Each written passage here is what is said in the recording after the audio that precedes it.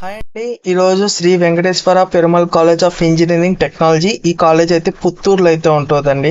So Siddhartha college కూడా అక్కడే ఉంటుంది. సో లాస్ట్ వీడియో మనం సిద్ధార్థ గురించి అయితే చేసాము. ఈ వీడియో అయితే ఈ కాలేజ్ గురించి అయితే చేస్తున్నాం అనమాట. ఇది అటానమస్ కాలేజ్ అండి. అటానమస్ కాలేజ్ అంటే మీ అందరూ తెలిసిందే కదా, ఇక్కడే మీరు ఎగ్జామ్స్ రాస్తారు. సో కాబట్టి మీకు ప్రాబ్లం అయితే ఉండదు. ఇంకా ఇక్కడ అకాడమిక్స్ ఇవన్నీ కూడా మనం డీటెయిల్గా అయితే మాట్లాడుకున్నాం, ప్లేస్మెంట్స్ గురించి వాటి గురించి.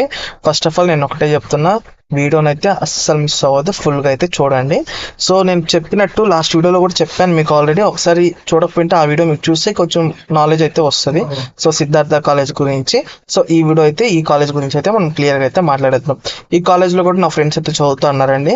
సో ఈ కాలేజ్ అయితే మనకి కేఎన్ రోడ్ దగ్గర అయితే ఉంటుంది. సో పుత్తూరులో అయితే ఉంటుంది, ఆర్విఎస్ నగర్. సో ఈ కాలేజ్ ప్లేస్మెంట్స్ ఇవన్నీ కూడా మనం ఇప్పుడు మాట్లాడతాము. డిపార్ట్మెంట్స్లో చూసుకుంటుంటే ఇక్కడ మనకి BTech computer science and engineering ఉంటుంది. అలాగే BTech computer science and engineering artificial అంటే స్పెషలైజేషన్ అండి ఇది.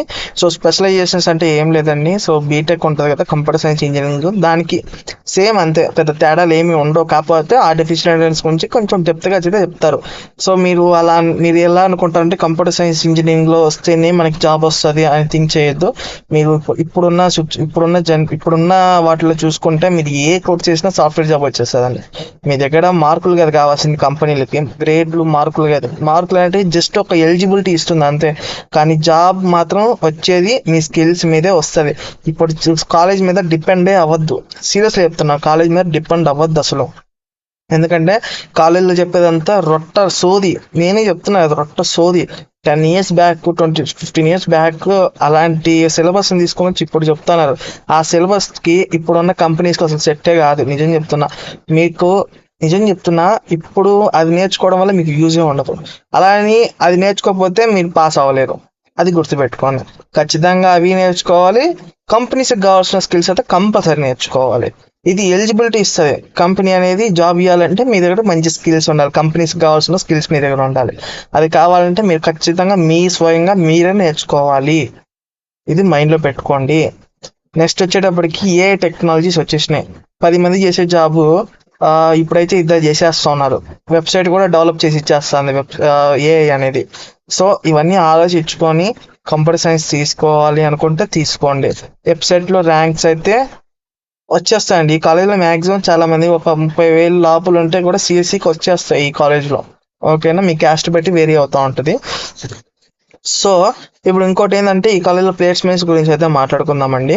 సో ప్లేస్మెంట్స్ అయితే ఈ కాలేజ్లో కొంచెం పర్వాలేదని చెప్తా. ఎందుకంటే రీసెంట్గా ప్లేస్మెంట్స్ కూడా ఈ కాలేజ్లో కొంచెం మంచిగా వస్తాయని టాక్ అయితే బాగా వస్తుంది. సో మా ఫ్రెండ్ వాళ్ళ సిస్టర్ కూడా అదే కాలేజ్లో చదువుతుంది అనమాట.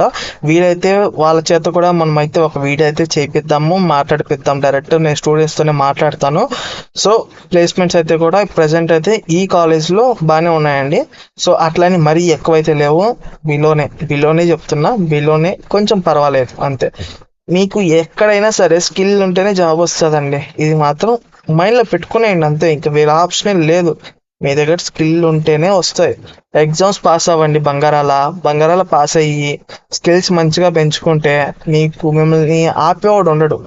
ఓకేనా, ఆపేవాడే ఉండడు. కాబట్టి మంచి నాలెడ్జ్ అయితే తెచ్చుకోండి. ఇంకా నెక్స్ట్ ఇంకోటి ఏంటంటే మనము చెప్పినట్టు ఇప్పుడు 10 మంది చేసే జాబు ఒక ఇద్దరు చేసేస్తున్నారు కదా, మిగతా వాళ్ళంతా జాబ్ లేకుండా పోతున్నారు. సో రియాలిటీ నేను చెప్పనా, చాలా మందికి ఏంటంటే కాలేజీలో చెప్పేది ఒక 1%, 2%, కానీ కంపెనీస్ కావాల్సిన 20%, 100%. అలా కావాలంటే ఏం చేయాలా, మనం బయట నేర్చుకోవాలా. బయట నేర్చుకుంటే ఎక్కడ నేర్చుకోవాలా అంటే మనకు కొన్ని ఇన్స్టిట్యూషన్స్ ఉన్నాయండి. నెక్స్ట్ అని ఒక ఇన్స్టిట్యూషన్ ఉంది. ఆ ఇన్స్టిట్యూషన్స్లో మీరు బీటెక్లో జాయిన్ అయ్యే ముందే దాంట్లో కూడా జాయిన్ అయిపోతే మీరు 4 years కోర్స్ ఉంటుంది అందులో కూడా.